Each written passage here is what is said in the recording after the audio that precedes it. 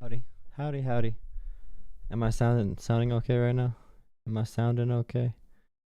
Okay. Output those headphones. Nice. Perfect. Okay. I'll be ready in a moment. 1 second. How's it going? Live chat. Perfect. What a busy day. Oh. I can't wait to be on a list. I can't wait to be on a list. I can't wait to be on a list. I can't wait to be on a list. I'm so excited. I get to be on a list. Because of Donald Trump, I get to be on a list. I should make a new song about that. Wait, I have this. Wait. Are both of my streams up right now? Okay, wait. The shorts is up. The regular one's up. That's good. There's more people looking at the one that's on the shorts for some reason. So that's not good. Yo, what's up? I'm starting in a minute. I'm just getting some stuff together. Making sure I have everything ready. I don't know if I have everything right now. Not that I have that many components. Everything right now. Not that okay, that works. Okay, 6 viewers. Thank you. Drop a like. Drop a like. Drop a like. Thank you. I'm gonna grab a drink and then we'll get started. Need some water. How's it going tonight? How are y'all doing tonight? Are you feeling good? I'm feeling pretty bad, honestly. I saw Bernie talk today. Bernie Sanders. In person. That was a good uplifting moment today. It made me feel a little bit better. Not really better, but like, you know, being in person with a bunch of people who are passionate about things helps a lot. Just in general with motivation. Middle of Pennsylvania, somewhere in Pennsylvania. It was at a union. Well, there's a bunch of union events.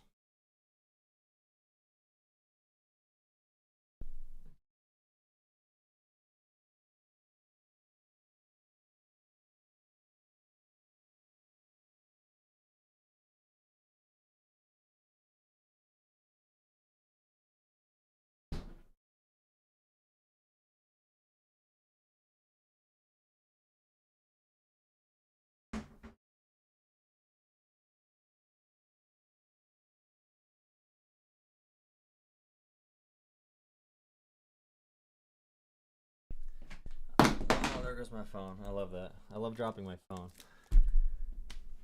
Yeah, there's a split stream again. But the I couldn't figure out the chat. Oh wait, what subscriber only mode is this? It's only. Let me make sure this is right really quick. But yeah, there's two different streams. There's a shorts and there's this one, but the shorts doesn't show like an actual chat or anything. That one's just gonna show my face and the video. Since I couldn't figure it out today, let me just go through and make sure that everyone can comment. Okay, so I have it so you can comment or participate in the chat if you're a subscriber for any duration. So if someone wants to leave a comment, they need to subscribe. But that also does mean that a lot of MAGA people, a lot of Trump people are going to subscribe and then unsubscribe right away after, but that's fine, to be honest. Hate watchers are good too.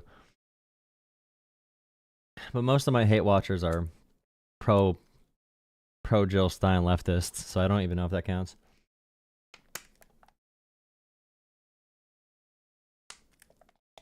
Yeah. I read through all my comments that were blocked today. A lot of blocked comments.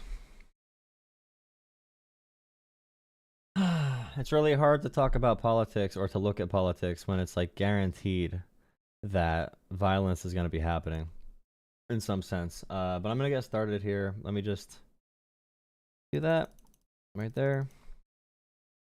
State of the race by the early voting percentages. They look decent. It's really hard to tell. I bring up a lot. There's a lot of races that had really bad polling misses. So if you look at Pennsylvania, I don't know if any of the polls matter. I really don't think they matter at all. The fact that RCP and Nate Silver are saying that Donald Trump has like a 90% chance to win is based off of no real science. Nate Silver said he's trusting his gut, aka Nate Silver's being paid off to give opinions instead of being an actual pollster and talking about stats. The entire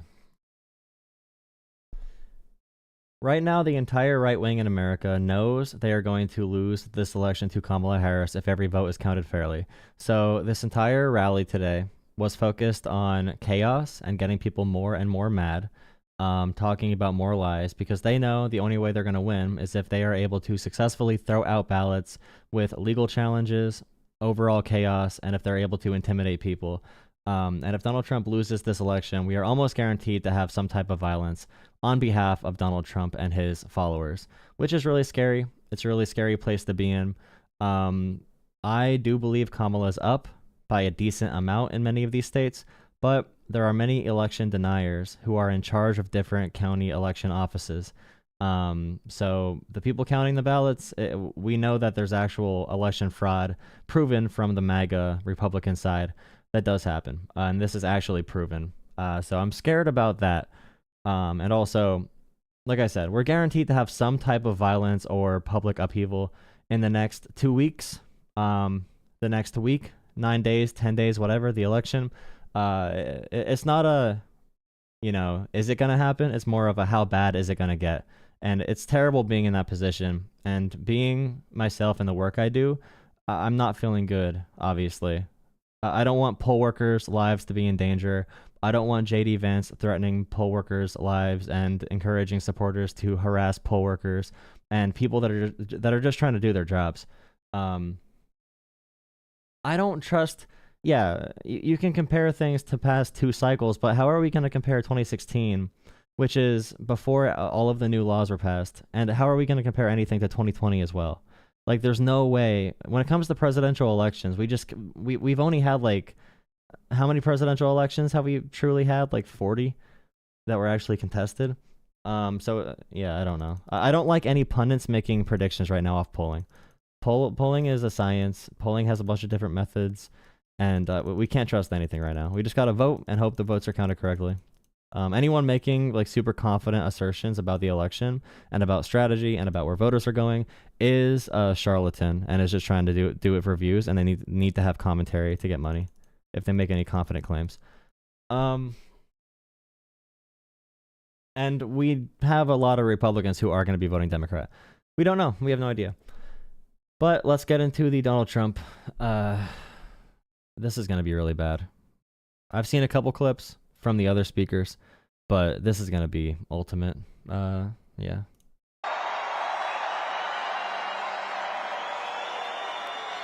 Thank you very much, everybody. Thank you very much to a very popular former First Lady, hopefully First Lady again.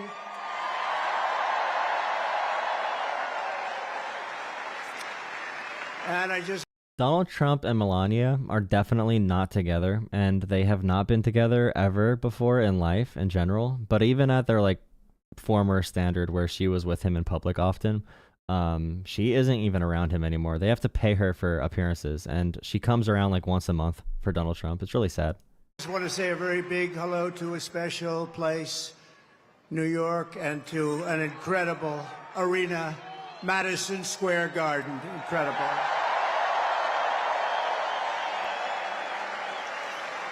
And then we have all of the people that could fill it up 10 times. You take a look at outside what's going on all the way down to the river, the beautiful, beautiful Hudson River. They're outside watching this now at levels that nobody's ever seen before. They've never had it. And I want to thank Jim Dolan. He's been incredible. He's been just incredible. Damien, okay, so let me get this straight, Lefty. You think that the Democrats with their sick and perverse woke agenda is family friendly or Christian? Democrats are much more Christian when it comes to caring for neighbors and caring for immigrants and caring for the poor and treating other humans as Jesus would have told us and taught us to, and how Jesus did actually teach. You have to tell me actual claims. I can't respond to your BS political arguments. Okay, you're sick and perverse woke agenda. Make an actual claim and we can talk. The job they've done. Actually, you're probably a bot. I can't respond to bots. Like, genuinely, that's probably a bot account. Job they've done. Thank you. But I'm thrilled to be back in the city I love, and thousands of proud, hard-working American patriots. You're with me. We're all together. We've always been together. And I'd like to begin by asking a very simple question. Are you better off now than you were 4 years ago? I'm here today with a message of hope for all Americans. With your vote in this election, I will end inflation. I will stop the invasion of criminals coming into our country. And I will bring back the American dream. We need the American dream to come back home. Our country will be bigger, better, bolder, richer, safer, and stronger than ever before. This is really painful, and I feel like we need to take a step back a little bit, but it's worth studying. So everything Donald Trump says, like, were you better 4 years ago? We were not better 4 years ago. The economy is stronger now than it was in 2019 before the pandemic, by far. By leaps and bounds, we've been very successful. But the story and narrative that Donald Trump sells, people don't have the information available to deny it, and they don't want the information. They're seeking out confirmation bias, and they're seeking out anything that'll agree with their already predetermined worldviews. So we're going against a cult. So when Donald Trump says everything, as we know, he's feeding into that narrative. He's about to repeat claims that have been debunked by Republicans, Democrats, everyone in the world. Like, he's going to repeat things in this speech that are so against reality that he needs to be like actually boxing reality itself. Like, it's a fist fight with what's real. And it's really, really sad and scary that he's able to just like say these things. And the media backs it up.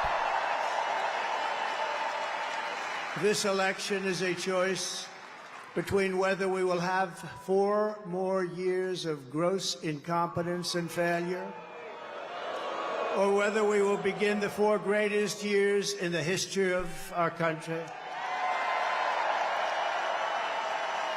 We will achieve success that no one can imagine.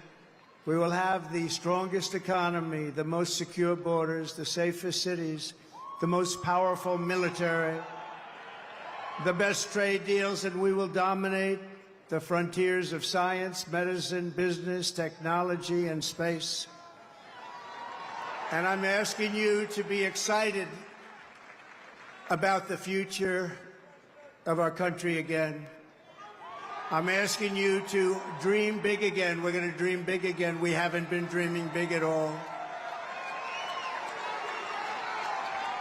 This will be America's new golden age. It's going to happen quickly, too, very quickly. It's really funny as well how Donald Trump keeps on talking about the 1890s being American prosperity. We need tariffs from the 1890s, and that was the literal Gilded Age. And now Donald Trump's saying we need a golden age. So Donald Trump really is pulling from the past 300 years of the worst things American has ever done. Or Americans or America has ever done, and he's rolling all of that into one campaign, and it's all reinforced by a huge propaganda state. That's one thing you have to realize. His supporters don't know the proper information to even talk about this stuff. They don't care about the proper information, and that's a really bad thing. Golden showers, he means. Yeah, good point. Every problem facing us can be solved, but now the fate of our nation is in your hands. Next Tuesday, you have to stand up and you have to tell Kamala Harris that you've done a terrible job. That crooked. I'm pretty sure a golf Twitler in the comments or in the chat. I'm pretty sure that's an actual bot, like a Democrat bot. Joe Biden has done a terrible job. You've destroyed our country. We're not going to take it anymore. Kamala, you're fired. Get out. Get out. Are you just copying and pasting that stuff? Because you're typing it really quickly. Are you just venting right now for me? I appreciate it. You're fired.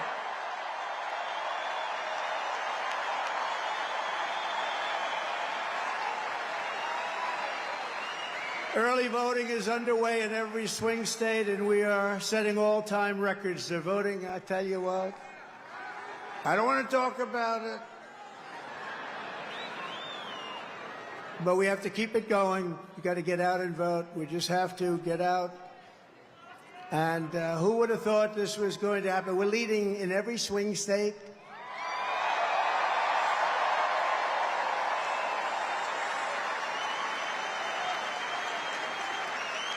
But it doesn't mean a thing. It only means how are we doing at the end. So look, we have 9 days from now. And we're going to defeat Kamala Harris, and we're going to win back the beautiful White House. And we're going to make America great again, and it's going to happen fast.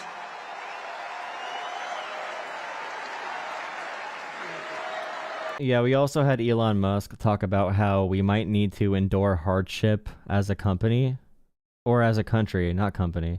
We might need to endure hardship as a country in order to reach the America we want.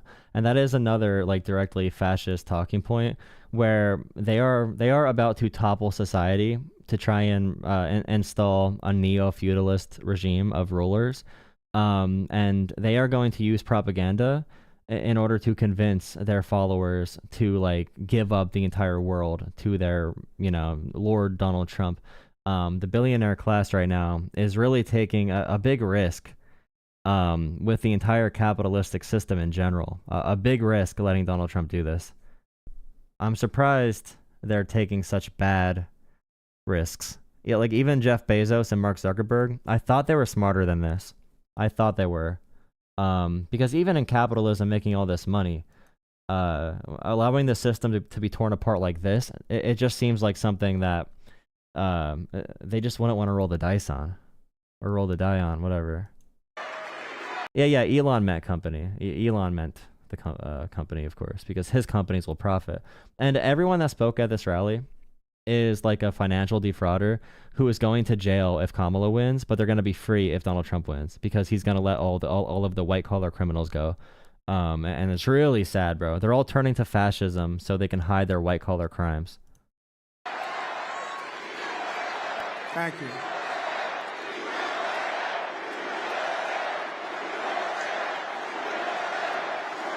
In less than 4 years, Kamala Harris has shattered our middle class. She cast the deciding votes that launched the worst inflation in the history of our country. She cost the typical American family over $3,000 in a short period, but over $30,000 over the last 3 years. She killed 50,000 manufacturing jobs this year alone. Elon's gotten millions and millions and billions of dollars through SpaceX, through Starlink and everything. And the fact they can just buy media companies, space, cars, internet, the fact they can own crucial parts of major infrastructure, these people are becoming mini countries. Like these individual corporations are now transitioning into companies. And the big fear we have with like a libertarian mindset where we get rid of the government is when these companies turn into governments and start actually having militias as well, and armies, their own armies. And Amazon already has their own internal CIA, their own central intelligence agency to stop union organizing. So we're going to be in a really scary place if Trump wins, obviously, for many of those reasons. Now Kamala wants to raise the typical family taxes by nearly $3,000 a year and impose a 33% tax hike on all domestic production. Wait, okay, so that's another total lie. I don't even know where those numbers are from. I don't even know where those lies come from. A 33% tax on domestic production and also $3,000 in tax increases.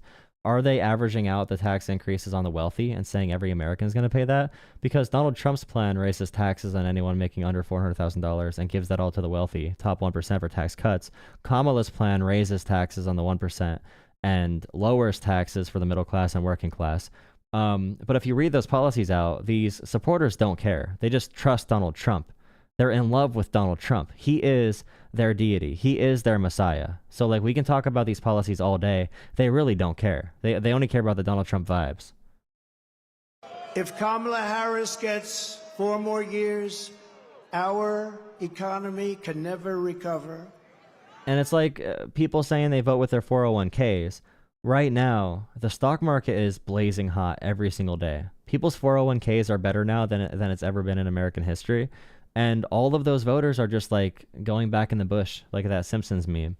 They don't care about the 401k anymore. Apparently, if we have 4 more years of Biden, the economy is going to crash. Although the economy is doing amazing right now as a result of Biden's policies. And you need to just have terrible information propaganda, drilled into your brain to believe any of this, because none of it coincides with reality. And yeah, Elon Musk is on the phone with Vladimir Putin and a bunch of other foreign adversaries as well, and using these government contracts from the United States government as leverage to do negotiations with foreign powers. And like I said, adversaries. There's evidence that he blocked Starlink in Taiwan, for example, as a favor to Vladimir Putin, Russia, and China. If I win, we will. No one man should have all that power, just like Kanye said. Build the greatest economy in the history of the world. Well, remember also, Tesla could have been great. Elon Musk could be removed from every one of these companies, and they'd probably perform better and produce better results. Elon Musk could be X'd out of the equation. No pun intended. And nothing will change about these companies because he doesn't do anything. He's a dumb investor. That's all he is. Which is what we had in our last term. We will rapidly defeat inflation, and we will very simply make America affordable again. We're going to make it affordable.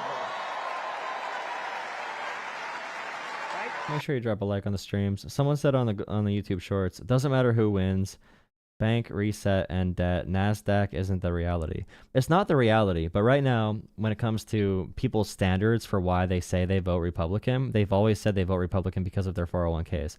And now they just don't make that argument anymore, conveniently.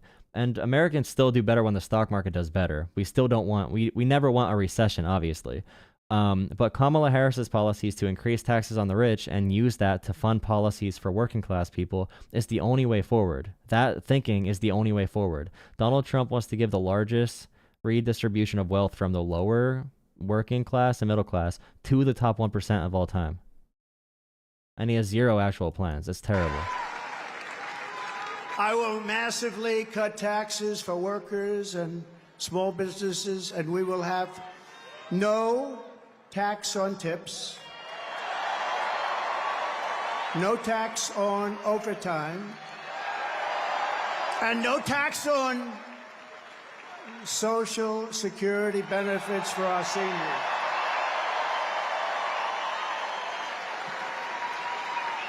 And no taxes on those benefits. Kamala Harris wants to increase Social Security benefits because many seniors are living on as much as like $12,000 or $14,000 a year on Social Security. So Kamala Harris wants to lift the tax ceiling for Social Security taxes and actually expand benefits and expand.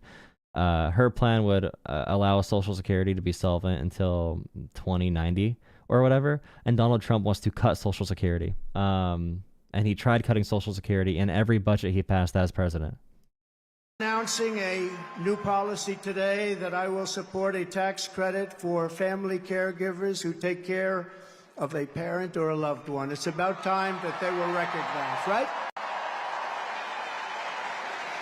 They add so much to our country and are never spoken of, ever, ever, ever, but they're going to be spoken of now. Thank you all very much. I'll also make interest on car loans fully tax deductible, but only for cars made in America. Wait, so he's going to eliminate taxes completely on everything. This is like, I know he said about eliminating federal income tax. He's making the worst libertarian arguments we would have made fun of a few years ago. and we still make fun of them economically. And the issue is voters right now. He really has unlocked a group of voters that have no idea what's going on at all. Like, they think they don't understand how the system works, like supply chains and infrastructure, and even like the military and other systems that government provides to, or facilitate the free market. Even just that, let alone healthcare and Medicare and all that stuff.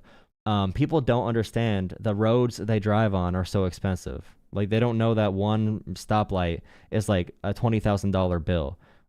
They take it for granted. So they don't understand when they pay taxes, they're actually getting a return on investment. Unless if you make more than $1 million a year, what you're paying in the taxes, you're getting much more benefit back from the government than you're giving in. Most people that complain about taxes are making money from taxes. Have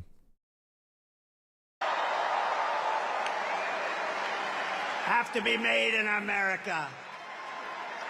And we will achieve energy independence, and we will do something. We want it so badly. We're going to do something. You know what we're going to do? Front row Joes. I got front row Joes here.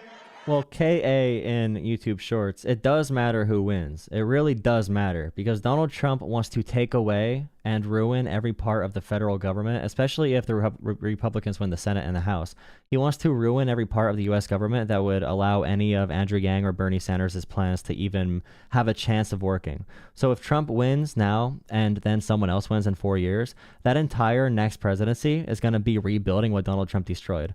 And that's why Bernie Sanders and Andrew Yang are both going really hard to make sure Kamala Harris wins, because Andrew Yang and Bernie Sanders know. And Bernie has dedicated his entire life to this work. They know if Donald Trump wins, their entire life's work, everything they ever cared about is gone. And we're going to have to start from zero again. And they don't want that. I got the ladies from North Carolina, number 249. This is the 200, and you look so beautiful. We have a lot of people. They followed us, but we're going to do something. The ladies can tell you what we're going to do. We're going to drill a baby drill. And I will terminate the Green New Scam,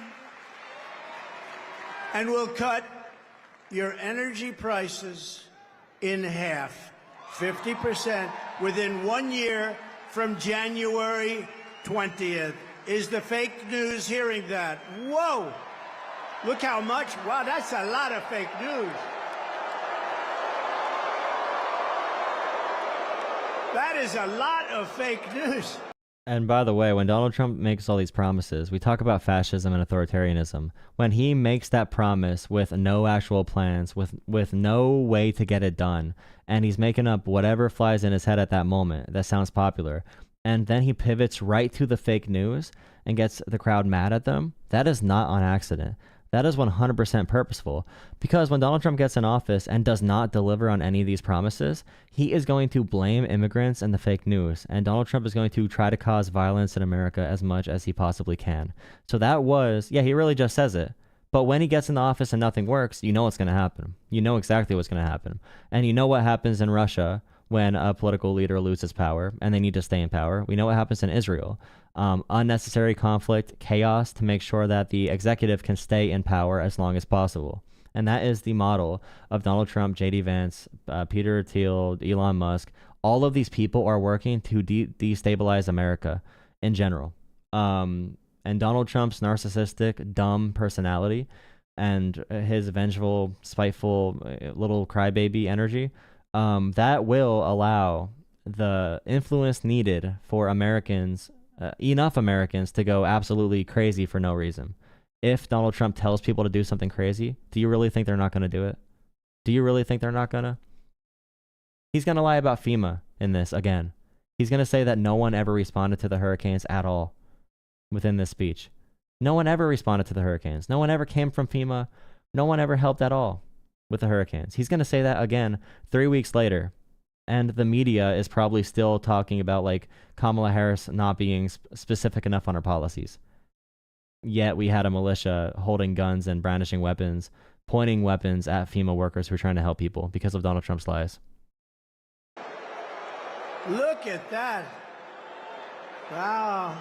That's got to be a record, Mr. Speaker. I think that's a record. Well, yeah, people fall for this. And I'm going to pause a lot because this is like my time to give my full analysis on this. If I want to make videos and get views, I can do that. But I appreciate all of you being here for this conversation too.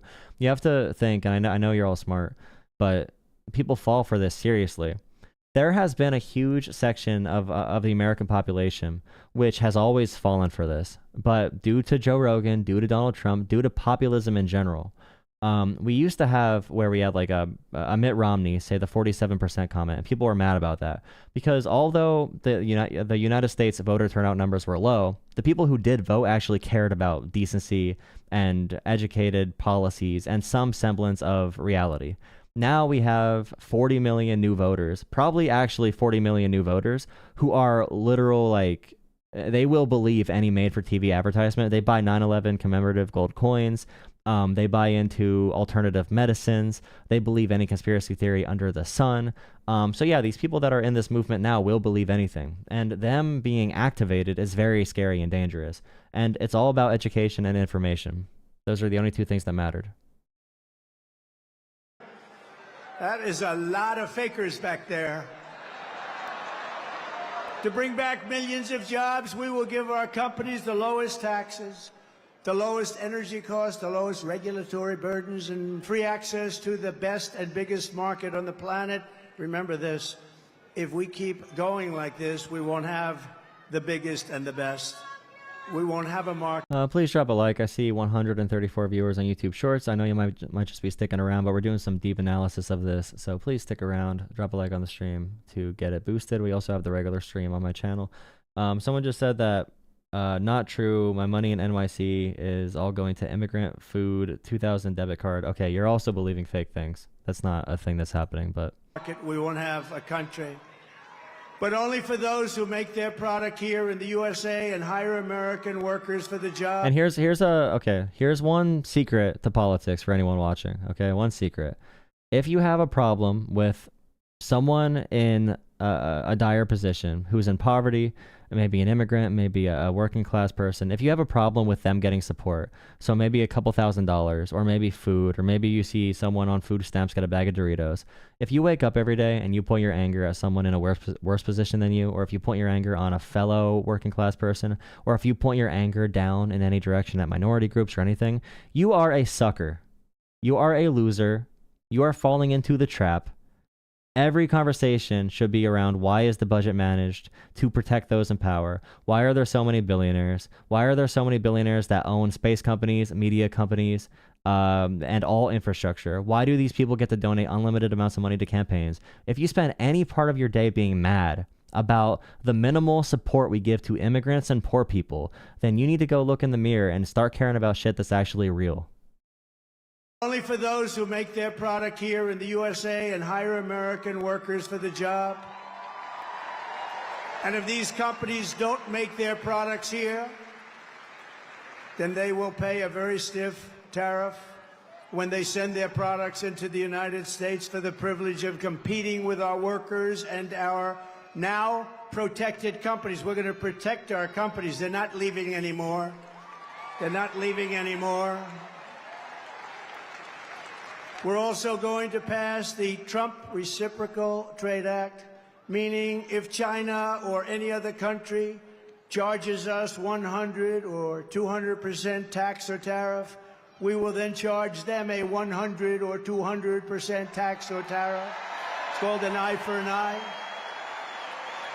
And I will never... Yeah, true. Coming from the guy who made all of his products in China. Yeah, that would create a trade war, and everyone loves the benefits of trade deals, by the way. They love cheap iPhones. They love to be able to buy a new F-150. I know you all drive decent cars. A lot of these Trump supporters, a good amount of you drive decent cars. Maybe not watching this, but many Trump supporters use these F-150s for $50,000. They have $800 car payments, and they use it to take their kids' soccer balls to practice. But people love the benefits of free trade and comparative advantage and all this stuff. Starting a trade war like that with other countries would cause, if you care about inflation, the point of tariffs is to be inflationary. That's the point of them.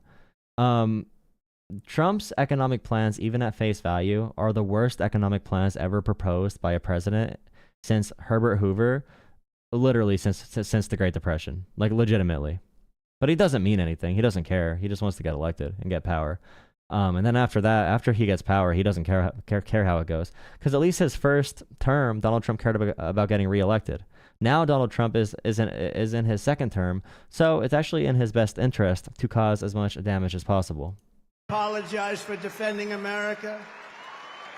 I will protect our workers. I will protect our jobs. I will protect our borders.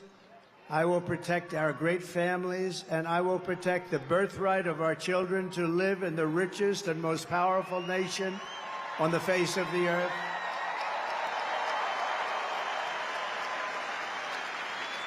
As we rescue our economy, I will also restore our borders. There's never been anything like it. Rescue our economy. Rescue our economy. The economy. What needs to be rescued about our economy? If we can go point by point on this, if any interviewer ever made Donald Trump, and I mean, Donald Trump has not done a real interview in years. JD Vance does all the interviews now because Donald Trump can't handle it because he's a little, you know what. But if Donald Trump had to explain any policy or any actual things wrong in America and actually be held to it, he would legit just cry and yell and run out of the room. And he's done that on multiple occasions. He's the personification of a weak, insecure, dumb person. Yeah, just blame the media. It's bigger than inflation. It's bigger than the economy. What they're doing to our country, they're allowing criminals from all over the world to enter our country. Okay, and YouTube Shorts. You know, saying that Trump stands with farmers. You understand that U.S. farmers are always struggling. They need U.S. subsidies already to survive. And also, soybean farming is one of our #1 farming sectors. And the reason our soybean farming is so profitable is because we have good trade relations with countries like China because they can't produce soybeans. So, if Donald Trump starts this trade war, which is what happened in his first term, American farmers will be dying. Their businesses will be dying because they need to sell their soybeans overseas. That's how we benefit from that's one way we benefit from free trade. American farmers would fall apart. We would lose half of our farms if Donald Trump did what he wants to do with tariffs. Over the past 4 years, Kamala Harris has orchestrated the most egregious betrayal that any leader in American history has ever inflicted upon our people. She has violated her oath, eradicated our sovereign border, and unleashed an army of migrant gangs who are waging a campaign of violence and terror against our citizens. There has never been anything like it anywhere in the world for any country. Kamala has imported criminal migrants from prisons and jails, insane asylums and mental institutions from... My favorite part about immigration issues is that if people did not have phones, they wouldn't even know immigration existed. You know what I mean? Like, if people were not able to be scared by Fox News and Twitter, they would not know immigrants were even in America. No one has any way of telling how many people are coming over the border. They don't see it in their own communities. In central PA or Wisconsin or Michigan, like, they might see people who speak different languages, but when it comes to criminal migrant gangs, that doesn't pass the logic test or the reality test. Because why would these families travel from these war-torn countries and try to seek asylum only to, you know, come to America where we do have laws and commit crime? Why wouldn't they stay in countries where crime is legal and they can just be in a cartel? They would never do that, and it doesn't happen. That's why immigrants have a lower crime rate than naturally born American citizens. Because if you're an immigrant and you're here, especially if you're undocumented, your main goal is to stay here because you want to have a good life. You are not here to commit crime. Committing crime is the last thing you want to do. You want to stay off the radar by any means necessary as an immigrant in America so you don't get deported and so you can try to seek some legal path to being a citizen. Especially when we talk about this issue, knowing that so many of our low-wage workers who do provide produce and food for grocery stores, those are people Donald Trump wants to go after. That would make food prices skyrocket as well. All around the world, from Venezuela to the Congo, a lot of people are coming from the Congo prisons. They're coming from all over the world. Over the last month, 181 countries violated our laws. Big number. And she has resettled them into your communities to prey upon innocent American citizens. Okay, so 181 countries. We said a big number there. We said a real big number, real big and scary. And she has sent these migrants into your communities to prey on American citizens for this non-existent crime, just like the non-existent Haitians eating dogs, just like the non-existent caravans, just like the non-existent spike in crime with immigration. So yeah, big scary number. Be scared, be scared, be scared. These other countries are sending people here, so it's also we should be at war with these countries, of course, and they are the enemy, sending in people, sending in these evil people. And yeah, they're being sent to your communities to prey on American citizens, to prey on them, because obviously immigrants are animals. That's the natural conclusion. And that's when we talk about like Nazism. And I hate that we have to use Hitler as the example, because all I see is, you know, well, Donald Trump supports Israel. Do you really think Donald Trump would support Jewish people if he was like Hitler? Because all people learned about Hitler in 9th grade was that Hitler didn't like Jewish people and that he was a bad guy. They never learned the actual things Hitler did to destabilize Germany, take power, and ruin that country. And what Hitler did to citizens who were dissenting against him that were not Jewish. We never learned that entire process, unless if you did more actual research and actual studying and actual education after high school. So now they can run away from it like, hey, I have a Jewish friend. But the day I take the oath of office, the migrant invasion of our country ends and the restoration of our country begins.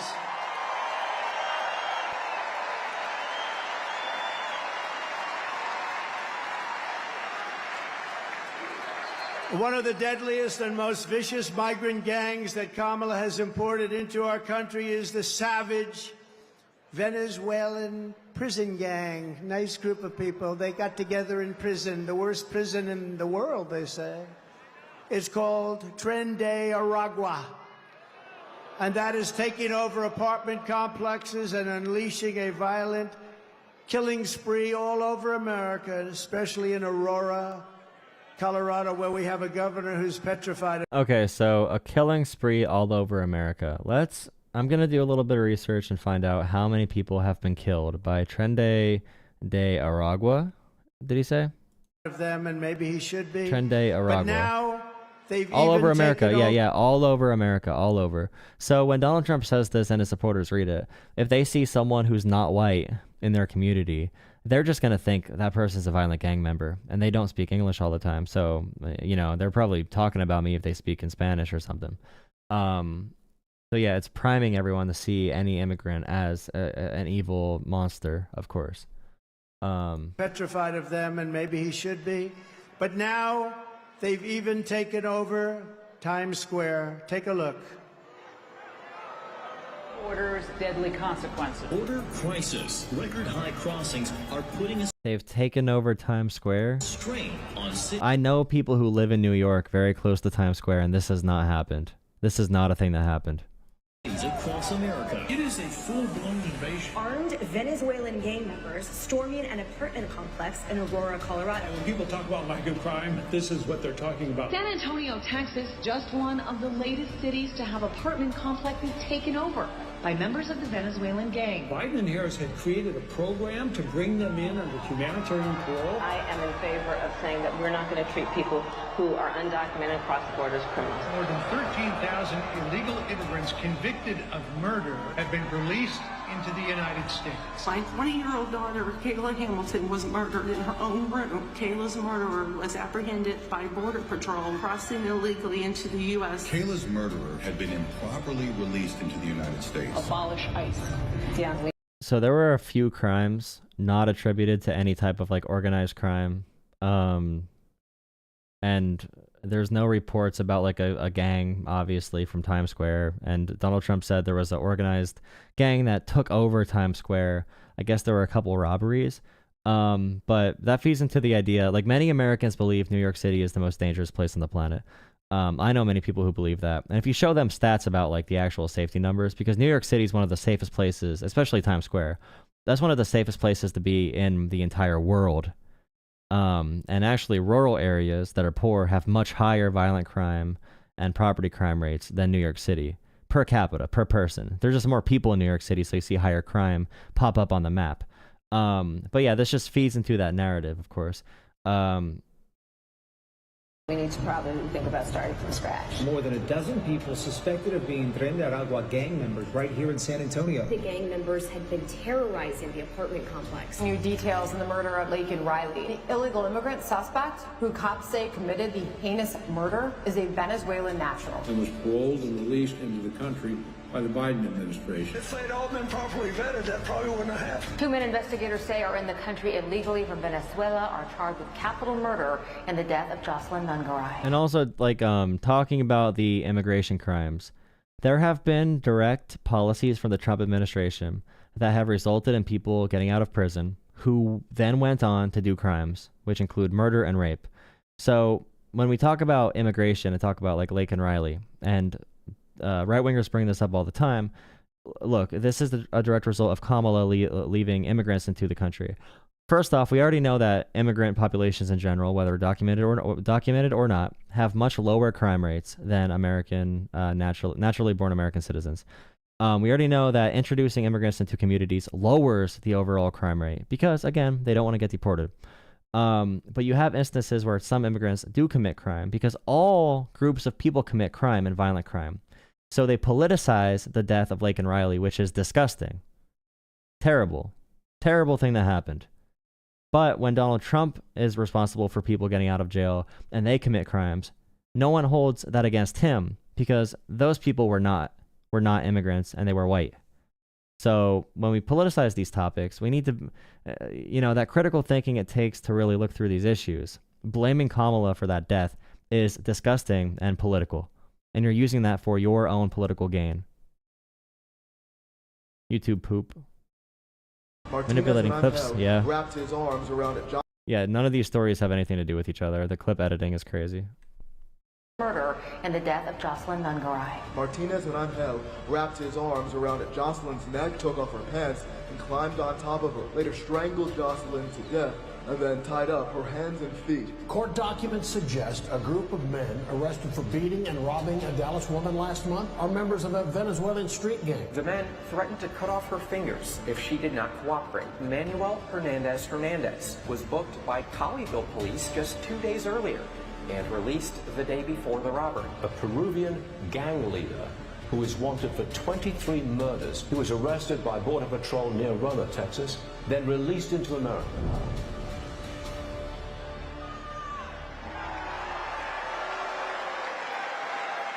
That's who we're allowing into our country.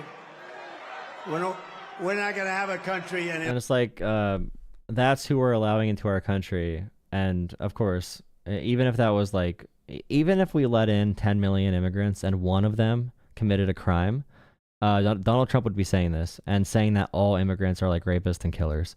And of course, they're trying to deport legal immigrants that are not doing anything wrong at all. And they're actually great community members, like the Haitian immigrants in Springfield, Ohio. And Trump still lies about that.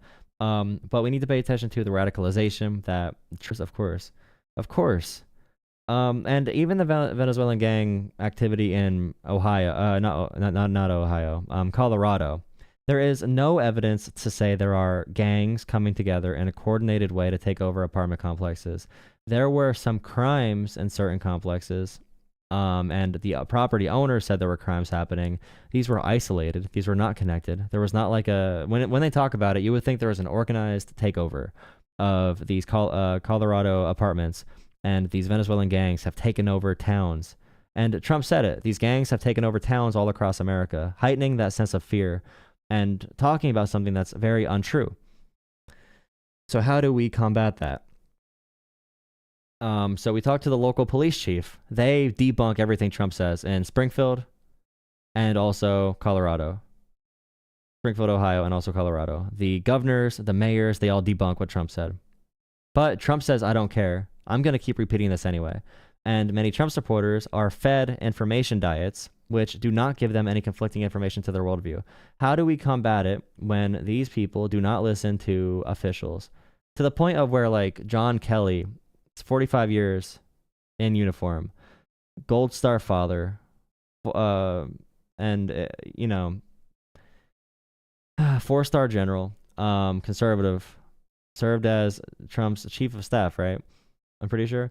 And he is not trusted. But Donald Trump can say that we trust Putin and Kim Jong-un. How do we beat that level of propagandizing? No longer, that's who we're allowing in.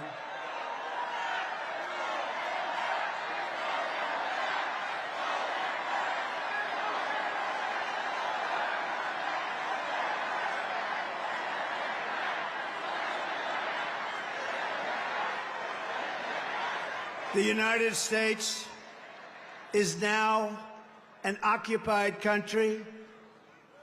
Someone said about Kamala, oh yeah, the U.S. is an occupied country. I guarantee you, if you don't have a smartphone that scares you, you can drive across the entire country without knowing there's even immigrants. You can easily do that right now. Now, when Trump becomes president, there might be some violence because of Donald Trump. But someone said, it's Kamala's fault, and her mom has said it as well. Her dead mom apparently came and gave a testimony on her job as vice president. Ah, man. But it will soon be an occupied country no longer. Not going to be happening. Not going to be happening. November 5th, 2024, 9 days from now, will be Liberation Day in America. It's going to be Liberation Day. On day one, I will launch the largest deportation program in American history. Criminals out. On day one, I wonder what that looks like. I'm really scared for my neighbors, to be honest. I know many people who are here for 40 years, and they don't speak perfect English, and they have an accent. And it's still very good, obviously, and they know multiple languages. But I'm very scared for those people being targeted. Many great people, many amazing people, many communities being torn apart, many businesses being torn apart. The American economy in general would be torn apart if he's able to succeed with any of this. And also the violence that follows in order to justify this and the fake stories created. All they got to do is make one story about like a black or brown person with an assault rifle in an apartment complex. It could be AI generated, and all of their followers will just like hop on board. Like, yep, I agree. We need to deport 30 million people.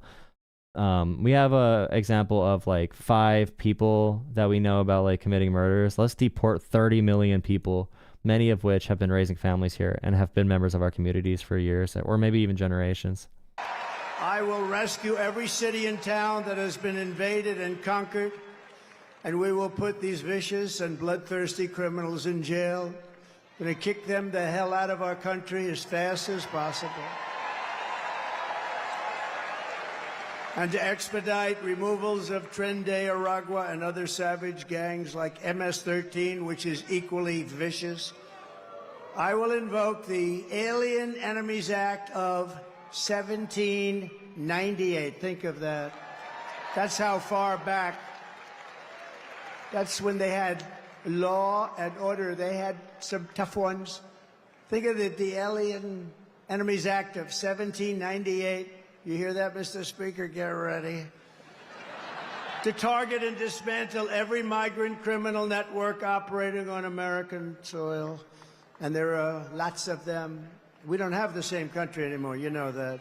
And you know, when you look at the polls and they say about the economy and they have all these different things, the worst nightmare that we're facing is what they've done to us on our borders. We had the safest border in the world. In fact, there's a chart, which I hope they have, because I didn't tell them I wanted it, but there's a chart that I love very much because I wouldn't be here without it. It's that chart that completely lies about everything, about immigration. And it shows that immigration was lower under Obama than it was under Trump. And they said Trump got elected for immigration in 2016. And that's hilarious when looking at those numbers, because you realize how little of an issue it was in 2016. And even if immigration is an issue or not, these votes, and they're very easily scared by this. I think Donald Trump is talking about bringing back policies that like caused enormous wars and Great Depressions, and he's like talking about literal policies that we used to do insurrection camps after World War II. And also he says we need to go back to 1700s and 1800s policies because the ones right now aren't tough enough. And these policies are all from the slavery era in America before the Emancipation Proclamation and before like a Juneteenth, before liberation of, and like people just listen to it and they're like, yeah, I like that. But the Confederate flags tied to the Nazi flag, tied to the American flag, combining those three things together. Obviously, we had a party fighting for Confederacy. The Confederacy was alive. They were like, we can't be surprised when it finally goes this direction, and people are still, you know, people are still okay with it. That's it. I love it. I'm in love with it. I love that chart. Even if it had bad numbers, I would have loved that chart, but it doesn't. It has great numbers, and if you look at the arrow on the bottom, you'll see that was the day I left office. That was the lowest illegal immigration that we've ever had in recorded history, the recorded history of our country. And then look at it. It was like an Elon Musk rocket ship. Look at what happens. Look at what happened after that. And if they come back into our country, it's an automatic 10 years in jail with no possibility of parole. And I'm hereby calling for the death penalty for any migrant that kills an American citizen or a law enforcement officer.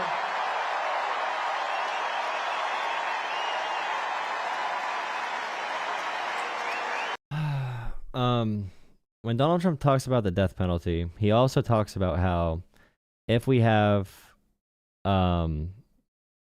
someone who's a drug dealer and we arrest them, he wants to be able to give them the death penalty within with a one-day trial, because people take too long nowadays. And back in the day, in medieval times, they would just kill them right away. So he wants one-day trials for the death penalty for drug dealers.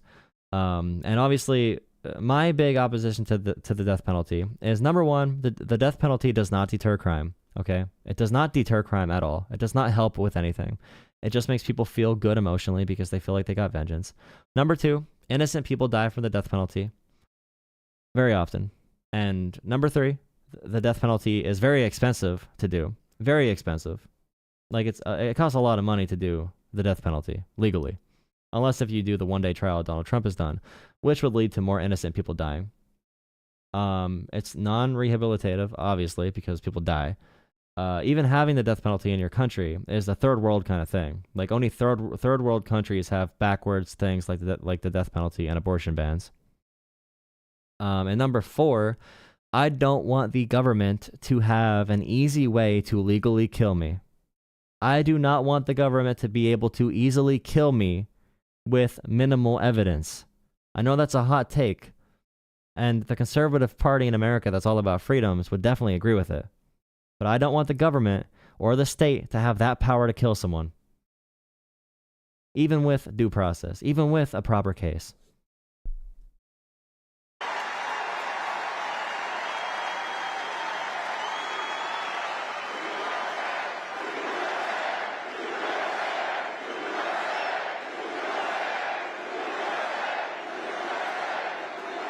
Under Kamala, America is a sanctuary for criminals and for illegal aliens that are in our country illegally. I will immediately ban all sanctuary cities in the United States.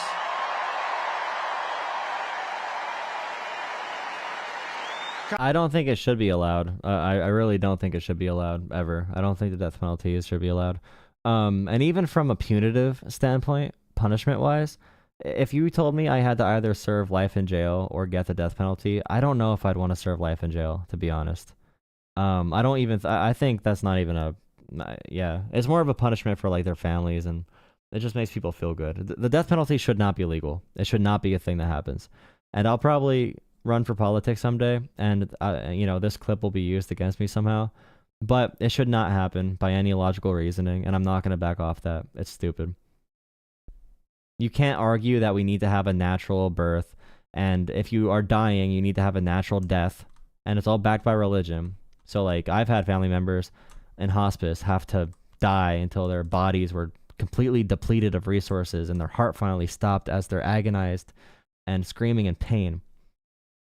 We have to have natural death for that. But if the government determines that you can be killed, then we can lethally inject you with a serum that destroys your insides, or we could blast your head off.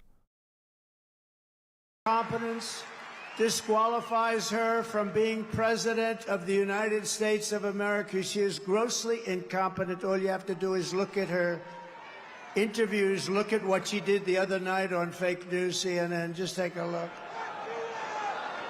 She couldn't answer a question. She's unfit for office. Everyone knows it. No one respects her. No one trusts her. No one takes her seriously. Everyone knows she is a very low IQ individual.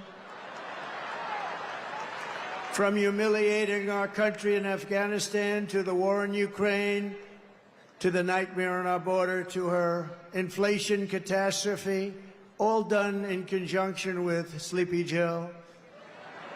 But he was largely sleeping, wasn't he? After 4 o'clock, it's time to go to bed. To his and her egregious hurricane response, the worst response in North Carolina and other states since Katrina, but I think it was even worse than Katrina.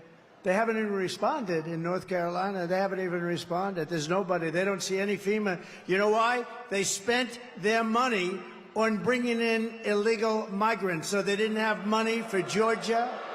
And the fact he's still lying about this after a month, pretty much, and after so many Republican congressmen and governors and senators and everyone has called him out and said to stop spreading these lies, after a militia pointed a gun at FEMA workers, after so many people have denied FEMA help because they've been told by Donald Trump to not trust it, after so many people have been scammed because they believed FEMA's out of money, although I think only like 5% of the total FEMA budget was even spent.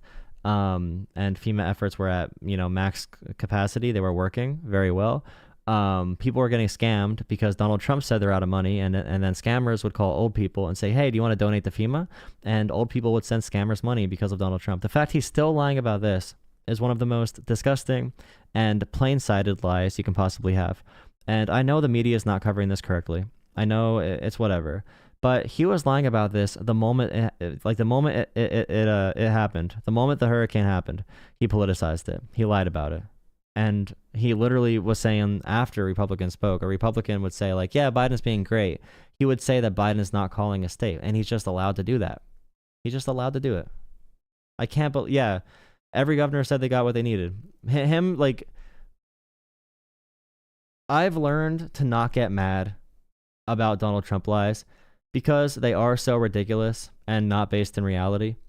But this one is different for me because the other ones are outlandish and they're based in racism and hate. And this one is too, because he's saying all the money was given to immigrants. But this one is so easily debunked and so easily proven to be completely false by Republicans themselves.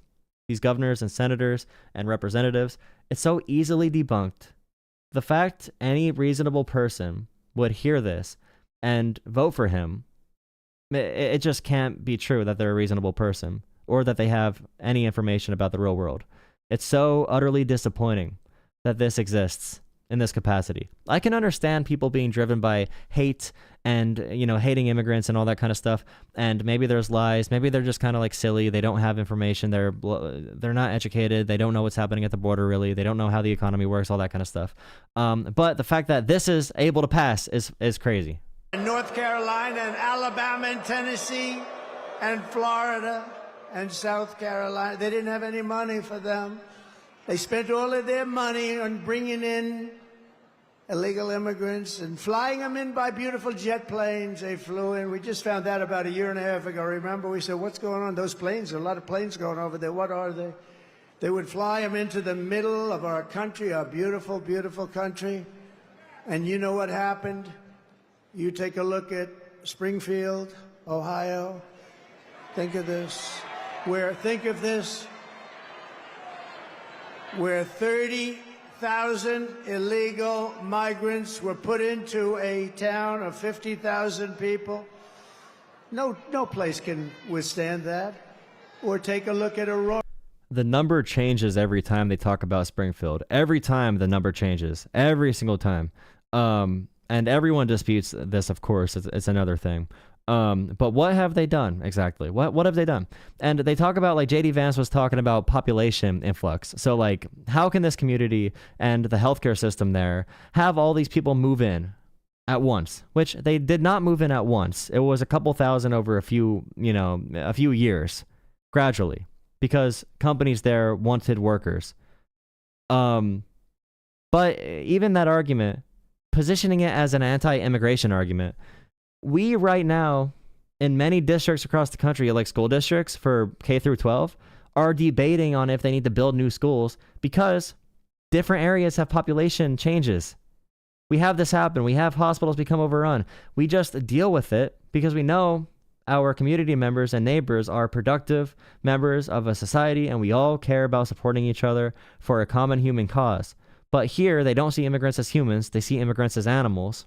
So they're not going to talk about the actual systemic changes or social changes or the capacity to change and make schools and hospitals work for everyone in America to, complete the American dream and support the American dream. They won't talk about that because they don't see an American dream for animals. And they view immigrants as animals. And they view non-white people as animals. But if a new luxury condo village opens up in a new town, they'll make a new high school for them. Dore in Colorado. Colorado is going to vote for us. You know why? Typically, they go a little bit the other way. Of course, with their voting system, I'm not so sure about that. But you know why? Because they tried to throw the leading candidate of both parties, meaning me. I was leading both parties off the ballot. And the people of Colorado, including Democrats, are very angry about it. They are a threat to democracy, to use their term.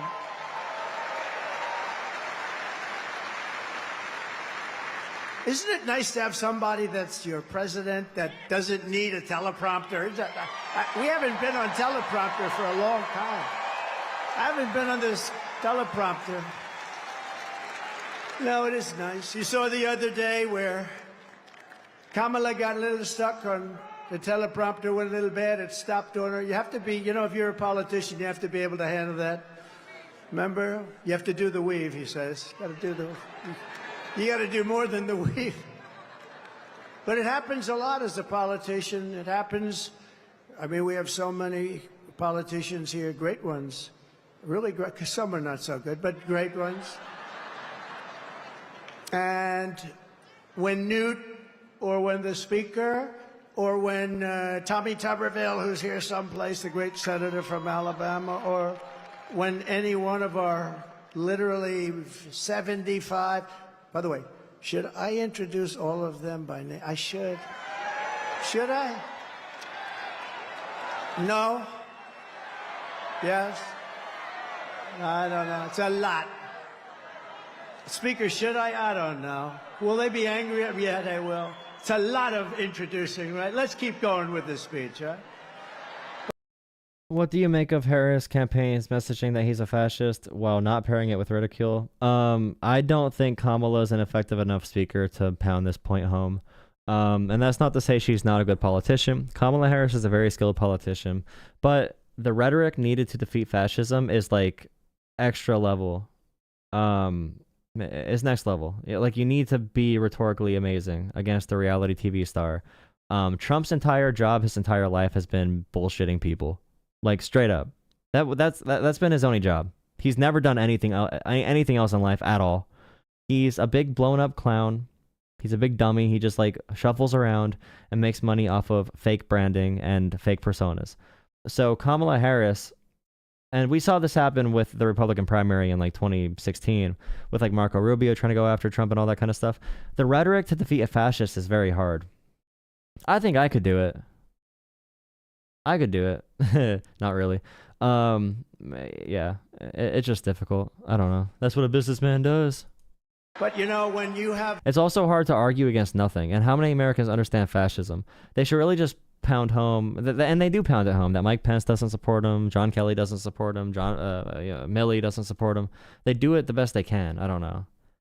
And even Mayor, I don't even know how effective it is. I really don't know how effective it is. The Harris campaign is doing very well. Okay? I'm going to say it. I predict she's going to win. I think she's going to blow Trump out.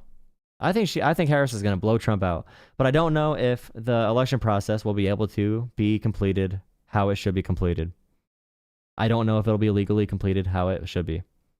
That's my biggest worry. I think she's blowing him out right now.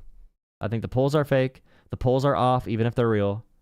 Based off all the information we have, based off 2022, based off the actual internal numbers from the polling, I think she's killing him right now in the election. But it's a matter of how many ballots Republicans get thrown out, how much chaos they cause.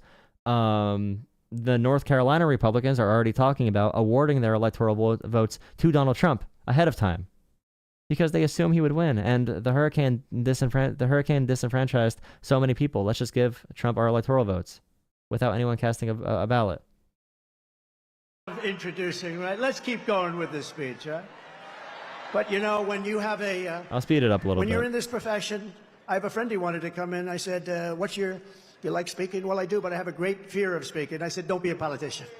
If you have a fear of speaking, don't be a politician. But one thing you have to know is that no matter how good your people are that operate this machinery, it's going to break. And you're going to be out there all by yourself a lot. And you got to be able to do so. 3 weeks ago, she was saying there was only 32 days left, right? Yeah, I have faith in our systems, too.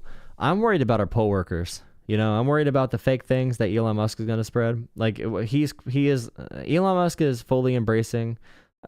It could be ironic, but even ironic is the same. He's embracing Nazism. No, I have the vertical stream and the regular one, Cloud. Wait, Cloud, you just commented on the regular stream. You're commenting on the regular one. And she's reading it like, there's 32 days. I have the vertical one too. And it stopped. And she went, there's 32 days. 32. 32. And I was watching. He said, this isn't pretty. 32. She was gone. And then, damn it, it kicked back on. She was gone. We've had it. Happens a lot. And don't forget, you got all those people back there. Now, they don't talk about her. But if that ever happened, it happens all the time. I was campaigning in Ohio for a very, very... Bernie Moreno, he's doing a good job. I think he's maybe going to win in Ohio. The problem he's got, his opponent, Brown, Sherrod Brown, he's taking ads in like he's my best friend. He never votes for me. He's not my best friend. Ohio's been very friendly to Trump. We win it all the time by a landslide. But the opponent is taking ads. I got 4 of them. I think we have 4 of them, right? They're taking ads. All of a sudden, they love Trump. We agree with Trump on tariffs. We agree with Trump on the border. We love Trump. And they're Democrats. I have friends calling up. Did they switch to the Republican Party? But it happened with Bernie Moreno. I was in Ohio to... Yeah, sure. My biggest thing is, I guess, how far it's going to go. We need to rely on the fact that we have Biden in office and Biden has control of the National Guard. And Kamala needs to win. She needs to win. If Kamala doesn't win, okay, if she loses, I know we don't have the actual transition until January. Which, by the way, here's a fun topic point. ADHD brain. Okay, let me finish the first topic. If Kamala loses, I'm walking in the forest for 2 weeks straight contemplating where I'm going to move because I don't want to stay in America. But Donald Trump and Tulsi Gabbard, Tulsi was talking about it. Donald Trump has rejected White House resources for the transition. So, like, they're supposed to set up arrangements now in case if Donald Trump wins. Drop a like on the stream, by the way. In case if Donald Trump wins, they're supposed to have a system in place, and they agree on certain things. And Trump rejected all of it. And Tulsi was saying how amazing that is. And she was saying that the White House is just mad that Donald Trump isn't relying on White House resources. Because it's amazing that Donald Trump is able to privately fund his own campaign, his own transition. And I'm thinking in my head, like, Okay, they're not taking the public resources to do the transition to the Trump presidency. And they're bragging, saying they're able to privately fund their transition into the White House. That is insane. Like, yeah, we're actually privately funding our transition into the White House. We're not going to waste taxpayer dollars, of course. Like, that's insane, bro. To try and get him over the initial primary hump. And it was 45. Oh, no. The work I do in real life, I cannot avoid this. That's the issue. I'm going to be put on a list if Donald Trump wins. I'm going to be on a big old list. Mile-an-hour winds. And these it just depends how far they go. Like, you ever try reading a teleprompter where it's moving about 2 feet in each? But I didn't have to worry about that because even worse, they ended up blowing off the stage a lot of it. So I'm now in the first sentence. Yeah, that's the big point, Cloud, is that it's going to go global too. So it's not like it matters. Taiwan taken instantly, okay? China brutally invades Taiwan. They're done. I'm pretty sure Trump was just attacking Taiwan for going after America for whatever else, stealing our chips industry. Ukraine's gone, and then after Ukraine's gone, NATO gets pushed. Their buttons get pushed. And that creates a domino effect, which necessarily creates more border disputes. Russia probably goes deeper into Georgia again. There's so many things, bro. Like, I work in something adjacent to this. I don't really talk about it, but it's not like it matters. And I got just know I say that I have a master's in government stuff. I have a master's degree. That's all you need to really know. Honestly, I don't even have a job, basically. I just kind of float around and do things, for real. 28,000 people and millions of people watching on television. I got no teleprompter. And did I do a good job, Mr. Speaker? And he won. Come on, there's 29 people watching. Even if you're a Trump fan, like the stream. There's more likes on the YouTube Shorts stream right now, bro. We have like 29 viewers. You're all going to leave once I say this, but come on. Drop a like. We have 12 likes. It's pathetic. And he won, huh? Thank you, Matt. Hit he won. This is the most consistently I streamed since 2020, since like January 6th. I pretty much like streamed every night, and then January 6th happened, and I had a huge stream with like 400 viewers, and then I just stopped after that and pursued other things in life. I wonder if I'm gonna do that again. And so you're up there all alone. We don't go 32, 32, 32. Oh my God, whatever. Kamala Harris is a train wreck who has destroyed everything in her path. To make her president would be a gamble with the lives of millions and millions of people. She would get us into World War III. We're very close to World War III. If you don't have a smart president, if you don't have a president that gets it, if you don't have a president that is respected by the other side, and they did respect us 4 years ago, they really respected us. Iran was broke. They had no money. Russia wouldn't have played with us at all. Russia would have never gone into Ukraine. Israel, October 7th, would never, ever have happened. Would have never have happened. All those people would be alive right now, those people that were killed on that horrible day. But if you don't have a president that gets it, you know what else you wouldn't have had? You wouldn't have had the most embarrassing day in the history of our country, in my opinion, Afghanistan, the way they, not that they got out, we were getting out, but we were going to get out with dignity and strength. We got out, an embarrassment, the likes of which this country. Someone said debate Vaush in YouTube Shorts. I don't even know why you said that. But if anyone finds any channels that I can, even like a podcast, if anyone finds a podcast or a channel of any kind, I'll go on it. Like, you can, on behalf of me, you can even say that I sent you to request that they debate me and give them my my YouTube email. Like, if you talk to anyone. Have you seen Arlene's election analysis by the actual numbers based on each county and city for the swing states? I've seen parts of, not that one exactly, but the internals look pretty decent. Yeah, I'll look into that more, though. Country has never suffered. And because of that, Putin looked at us and they probably figured we were a paper tiger. And he went into Ukraine, and the rest is history. Would have never happened. Why did this just get tired? You know, we had the best economy, but we had no inflation. They're not tired, quiet. Respect us 4 years ago. They elite scam. And leaving all of that equipment behind and leaving Americans behind. And many, many people with no legs and no arms, all because of incompetent people. But we don't want your sons and daughters to get a little draft notice and you have to explain to them what it means. We're tired of fighting. I'm the only president in the last 84 years that didn't start a war. Remember Crooked Hillary? Bro, is he really saying? Wait, he would have just left like 2,000 people in Afghanistan. Okay, I don't know. Is he saying that we're gonna bring the draft back if Kamala wins? Is that really what he's going to now? I was trying not to eat the banana on camera, but I just ate it on camera. That was, yeah. Remember crooked Hillary Clinton? Crooked Hillary, oh, she was a beauty. During one of our many debates, she said, look at him, listen to him. He's going to start a war. Listen to his rhetoric. He's going to start a war. I said, no, no, no. My rhetoric is going to keep us out of wars. And that's what happened. 82 years. Other than I finished off ISIS, but that was already started. We had stupid generals like Milley and Mattis, weak, stupid people. But fear not, we have great generals, just not the ones that you see on television all the time. And we wiped them out very quickly. It was going to take 5 years. Mattis said it would take 5 years, and I'm not sure we could do it. It took us like 4 weeks. We have great generals. I want to know who the mystery generals are, because you can't give the actual generals credit. Who are the mystery generals? I want to know their names. I can't wait till Michael Flynn is... I can't wait to be subject to a military tribunal from Michael Flynn. We have the greatest military in the world. Just a lot of people don't know that.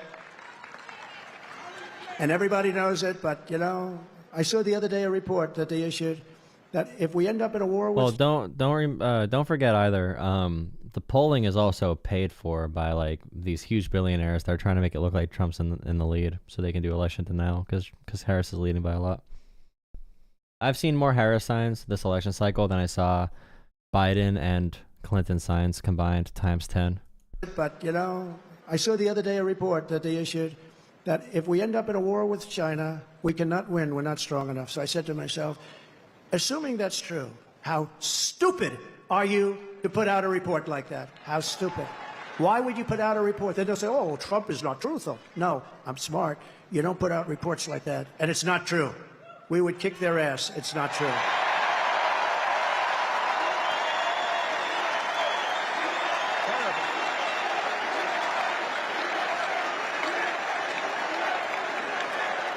Our enemies are laughing at her. They want her to win so badly. Oh, they don't want Trump. They don't want Trump. I've made this position a very dangerous one because of that. That's why. Yeah, they don't want Trump, all right, bro. They just don't want Trump. I think I gotta make some bigger videos on this stuff. But one of the biggest things that we learned as well, and I wonder how far we can push it, is we really can say anything. We can just say anything and people will believe it. Is there anyone that is thinking that the U.S. is going to get into a war with China? Proxy, I can see proxy war. I don't see a direct war happening. I don't like.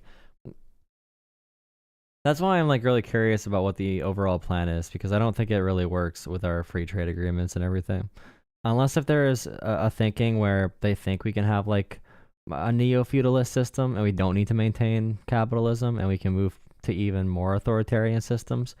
Because like if China wants to push the Taiwan dispute, if they want more power there, and Russia wants to constantly poke at Ukraine and Georgia, I'm not really sure where we go from there.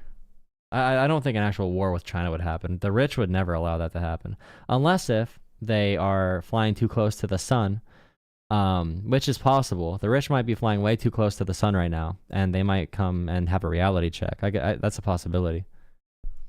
It's a very dangerous. You know, if you drive a race car, you have 1/10 of 1% chance of dying. If you ride the bulls, I think the bulls are pretty nasty, right? You have about the same 1/10 of 1% of dying.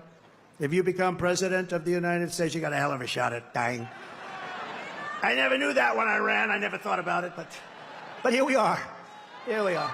And I'm okay with it. And I would rather be here than any place in the world. Kamala, high taxes. Trump, low taxes. Kamala, high crime. Trump, low crime. Kamala, freedom, safety. Wait, no, sorry. Trump, safety. Kamala, crime.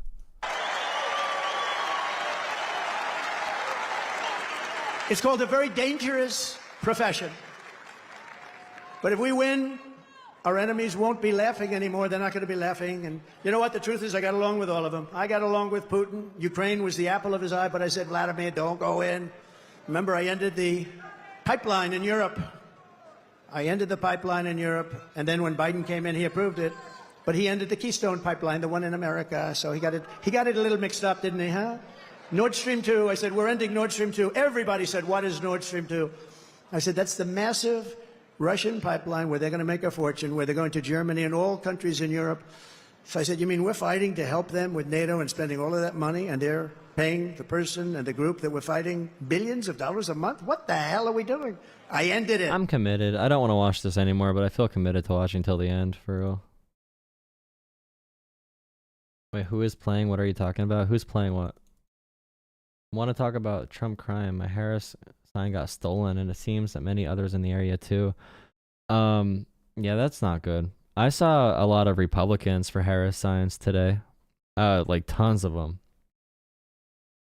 I don't know. I usually am pretty pessimistic about white women and like the way they vote, but I feel like a lot of suburban white conservative women are actually going to be coming out for Kamala. I think that's one thing right now in the early voting numbers. Women vote way more than men, and Kamala is leading by more with women than Trump is leading with men. And women vote more than men. And that's why the polling numbers are confusing that say Trump and Kamala are neck to neck, because all of the polls that say that are basically saying that Donald Trump is going to have this huge voter block that's not likely voters. You know what I mean? Like all these low propensity men voters. And I just don't see that happening. Am I actually listening to this? I guess so. Possibly. I don't know. I don't know what I want to listen to. I could try to do a video. Oh, there's Jimmy Dore. Some Republicans don't want to vote for a convict. Not even that. I think some convicts are good people. I saw that debate on Twitter happening between Nina Turner and someone else. And Nina Turner was getting mad because people were calling Trump a felon. And they spent so much time rehabilitating felons. So, like, you could be a felon and, you know, come back into society. Or, like, be wrongly a felon.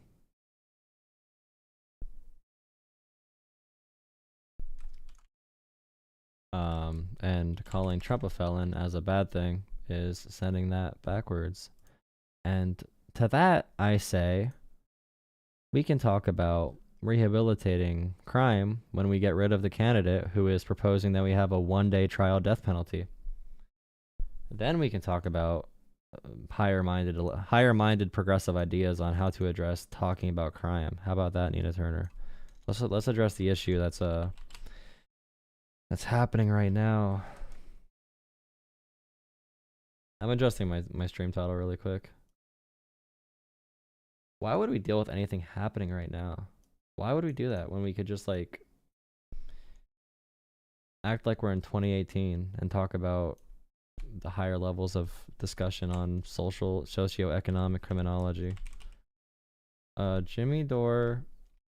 Who is there? What other videos are there? Can I lie? Kyle Kulinski. What else? Joe Rogan. Some other names that would that are good. Joe Rogan. Yeah, it's really good in that regard. Could look at overall polling. I could do my hot take video. I feel like most videos, if I'm not reacting to something, I need to pre-plan it and pre-write it, or it's not gonna be good. I know content's weird. Like, my channel's in between. If I put time aside to make like a really good video, you need a dedicated fan base and like, I don't know, whatever to do that. But for my channel to grow, I need to hop on media stories right when they happen, so the clickbait and algorithm picks it up. And I'm kind of caught in between what I want to do with this channel. Okay, there was one Jimmy Dore video I know I wanted to do a video about. I'm just adjusting this stuff. Do you think Trump wears diapers? Yes. I know Trump wears diapers. I was there when Trump put the diaper on. How does Trump shower? You know how Trump showers? I always wanted to. If I could interview Donald Trump, I would ask him how he showers. I'm pretty sure he probably does it. I don't know. Does you need help? I'll help. Okay, so I saw Jimmy Dore made a video talking about Kamala, and he's basically a far-right person now. I forget what it's called. 1 second. Jimmy Dore put up this video called MSNBC freaking out that Kamala will lose, and within this video, one of the hosts calls for a public execution of like liberals or something. I don't know, typical Jimmy Dore stuff. Hey, come see us on tour. We're going to be in Los Angeles, Columbus, Ohio, Dayton, Cleveland, Cincinnati, Lexington, Kentucky, Burbank, California, and Honolulu. Go to jimmydore.com for a link for tickets. MSNBC, you got to see this clip. They did a clip about the dangers of You gotta MSNBC this clip. Third-party candidates. What's their end game? Some of them want power. The ones running for president? Some of them want power. Dr. Jill Stein is a grifter. When someone from MSNBC calls someone else a grifter, that's like Lady Gaga accusing you of giving off dark energy. She's wearing a meat dress telling you see come off kind of dark. Let's watch. With the race tied, third-party candidates, especially in battleground states, could be the spoilers in this election or nightcap. The spoilers. You can't vote for who you want to vote for. You subconsciously just showed. I think my favorite Green Party fact is right now Jill Stein is complaining that Kamala is accepting the Dick Cheney endorsement and Liz Cheney endorsement, but the I can't talk. Let's try that again. My favorite now is they talk about the Kamala Harris, Dick Cheney, Green Party, Green Party complaints about the Kamala, Dick Cheney, the Liz Cheney, Dick Cheney campaign, joining the Kamala campaign. But the Green Party is the literal reason that Dick Cheney got into power in 2000. Not the only reason, but a very big reason why Dick Cheney got into power in 2000. And they conveniently don't talk about that ever. Your poker hand. Because when you called, first of all, for something to be spoiled means you had a predetermined outcome already. You're not basing it on the will of anyone. You just admitted that you're cheating, but you didn't realize. You just blew it. Spoiler. Bro, these people are... That's not even worth it. Spoiler means there's a predetermined outcome. You're cheating, guys. You're cheating. You're cheating because you have a favorite. You're cheating because this candidate's going to help Donald Trump win. The definition of spoiler, I can't even do this. Variables coming into our formula of the dialectic, Is there something better? Spoiler. Someone find me something. Yeah. Spoiler. Find me something I could watch that'll get me views, okay? I'm all for that. Okay, loyal Jolah Terriets. Thank you, Egghead, by the way, for all the gifted memberships you've been giving out. Is there any video I could react to that'll get me friends? Is Nate Silver actually on this Let's go to the town campaign. Of course, Tea leaves you can. Oh man! Don't diaper shame, please.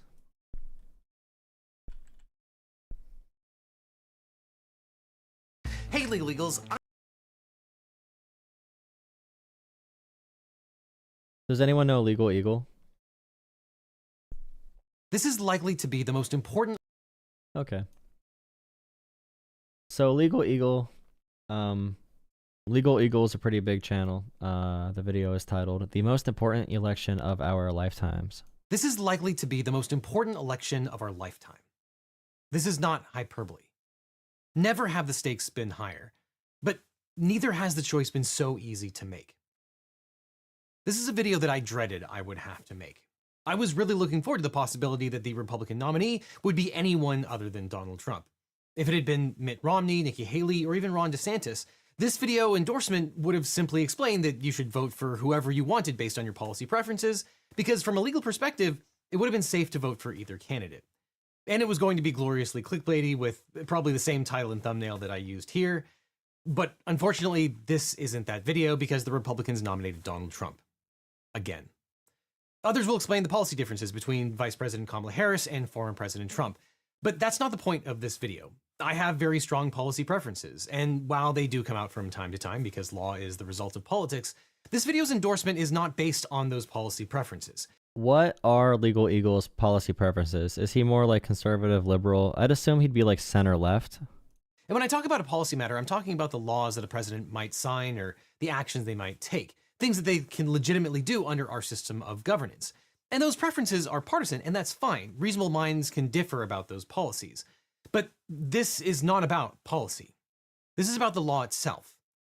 This is an endorsement based on the law from a group of lawyers based on their experience and knowledge of the law, and it's about the preservation of our democracy. So, not to bury the lead, Legal Eagle cannot endorse Donald Trump for president. For the good of our country, the right vote is for Vice President Kamala Harris. Donald Trump represents an affront to the law. Kamala Harris will uphold the law. This election is a choice between a criminal or a prosecutor. And I'd like to explain why this distinction is the only one that matters in this election. Because Donald Trump represents a credible threat to the rule of law, free speech, and free elections. And without the rule of law, free speech, and free elections, the rest simply doesn't matter. At that point, your policy preferences are irrelevant. We believe that if you care about the rule of law, the even-handedness of our governmental and judicial systems, and want to make sure that your vote counts in the future, you cannot vote for Donald Trump in this election. I think those are actually 3 really good points to go from. So I talked to progressives about Palestine, for example, and I say, if we are debating in America simple freedoms and liberties, and we're talking about, do polio vaccines work? Should we have fair elections? Do we need a dictator? Is free speech okay? Should Donald Trump be putting people in camps and violating every human right imaginable? If we have those discussions in America, we are so many steps away from Americans caring about Palestine. We need to make sure our elections are fair, we have civil freedoms, and we need to make sure the political process works as intended. And if that does not happen within America, and you hear like progressives say, it's selfish for you to value American policies over foreign or domestic policies. It's not really how that works. You know, it doesn't work like, oh, we could just do good domestic policy and good foreign policy, or we could do like good foreign policy and bad domestic policy. We need to have a good domestic structure, or this country will never have good foreign policy. But whenever something like that happens, we try to skip all the steps. So I do like how he frames that. Action. And I'd like to make the case that if you do care about the rule of law, Kamala Harris is the only choice. First, not to state the obvious, but Trump is a criminal who has no respect for the law and seeks to flaunt the law for his personal gain. Trump is a convicted felon many times over. Trump paid off an adult film actress to stop her from going public with their relationship and then falsified business records to hide a violation of election law. A jury convicted him of all 34 charges related to the incident, which was meant to influence the outcome of the 2016 election. Sentencing has been delayed because of the election. Additionally, Trump sexually assaulted E. Jean Carroll, then repeatedly defamed her. After Carroll won 2 lawsuits against Trump, the judge ruled that the jury had found that Trump's actions were considered rape according to the common definition of the word. Trump's apparent success as a businessman was built on fraud and a total disregard for the law. Earlier this— Bro, it's insane that our Justice Department did not move sooner on Donald Trump. I don't know what they were thinking, what Merrick Garland was thinking. Like, the fact they started the trial when they did, to the point where it would be delayed until after the election, where if Donald Trump wins, he'll walk free, and if he loses, he'll probably be in jail or whatever. Be found guilty, whatever the process would have ended up as. I can't believe we waited this long. Was it procedural? Was there a reason that Merrick Garland did not bring something sooner with like Jack Smith, and we just had an independent counsel? Like, is there a reason we didn't move on that when we could have actually done something about Donald Trump and trying to steal the election? This year, a New York court ruled that Trump fraudulently misrepresented his financial figures to get cheaper loans and other benefits. This went on for decades. Trump is now banned from serving as an officer and director of any New York corporation. He was barred from taking out loans from a New York bank, and now must pay hundreds of millions of dollars in fines. And those are all the charges that people say are politically motivated, by the way. All these business-related charges. Myriad of other cases. Trump was forced to pay $25 million to students who attended Trump University because the real estate seminars were a scam. Trump is banned from running a charity in New York because he misused charity funds for his political campaign. And that list of verdicts, settlements, and convictions is likely to grow substantially. Trump was indicted for illegally retaining highly classified defense documents and obstruction of justice. The most serious charge against Trump is that he retained national defense information, which is a violation of the Espionage Act. Bro, Trump tried doing Trump University, like, Andrew Tate did Hustlers University and couldn't do it, but Andrew Tate could. That's so sad. How was Andrew Tate so successful at doing the Hustlers University thing, but Trump was so bad at it? Is it because Andrew Tate's not an American citizen, so he has no less laws to abide by? Trump kept these secret documents at his private club, a place that has been described as a haven for spies. Trump was indicted in Washington, D.C. for conspiracy to defraud the United States, conspiracy to obstruct an official proceeding, obstruction and attempt to obstruct an official proceeding, and conspiracy against rights, all in an effort to overturn the 2020 election results. In Georgia, Trump was charged with committing a range of crimes related to the 2020 election in that state, including racketeering, solicitation of violation of oath by a public officer, and false statements. And Trump has been impeached twice. First, related to Ukraine. Trump's first impeachment occurred following a House inquiry that determined that he solicited foreign interference in his re-election bid, and Trump obstructed the investigation by instructing his administration officials to disregard subpoenas for documents and testimony. Trump tried to force Ukrainian President Volodymyr Zelensky to investigate Joe Biden by withholding military aid. And Trump also tried to promote a conspiracy theory that Ukraine, not Russia, was responsible for interfering in the 2016 presidential election. And his second impeachment was incitement to insurrection. The House of Representatives impeached Trump for encouraging his supporters to storm the Capitol in an attempt to disregard the certification of the 2020 presidential election. Now, obviously, both times he escaped conviction in the Senate, but remember, impeachment is a political remedy, not a legal one. But the Trump bipartisan impeachments were unprecedented. And even Senate Majority Leader Mitch McConnell suggested that Trump should be convicted in court regardless of the impeachment in Congress. There is a disturbing pattern of Trump's crimes. They are explicitly intended to subvert the democratic process. Trump has run for president 3 times in the last decade, and each time he's tried to illegally and improperly influence the outcome of the election. In 2016, Trump engaged in the hush money scheme to prevent news of his affair with Stormy Daniels from going public. And the Mueller report documents the many contacts between the Trump campaign and Russian operatives, concluding that Russia interfered in the 2016 presidential election by waging social media disinformation campaigns and by hacking the Democratic National Committee and the Clinton campaign. Russia, if you're listening, I hope you're able to find the 30,000 emails that are missing. The report also... Bro, I forgot about that. I really forgot that he was asking Russia to find emails about Hillary Clinton at that time. That's wild. Details 10 instances where Trump attempted to interfere with the investigation and obstruct justice. 34 individuals and 3 companies were indicted because of the Mueller report, including Trump allies Roger Stone, Mike Flynn, and Paul Manafort, who you will recall was Trump's campaign chairman. If a man is judged by the company that he keeps, Trump has surrounded himself with corruption. His 2016 campaign chairman, Paul Manafort, and vice chairman Rick Gates were convicted of conspiracy against the United States. His advisors, Roger Stone, Peter Navarro, and George Papadopoulos, committed obstruction of justice, contempt of Congress, and making false statements. Trump Organization CFO, Alan Weisselberg, was convicted of tax fraud. Trump's national security advisor, Mike Flynn, lied under oath. Chief strategist Steve Bannon was convicted of contempt of Congress, and that's only the beginning of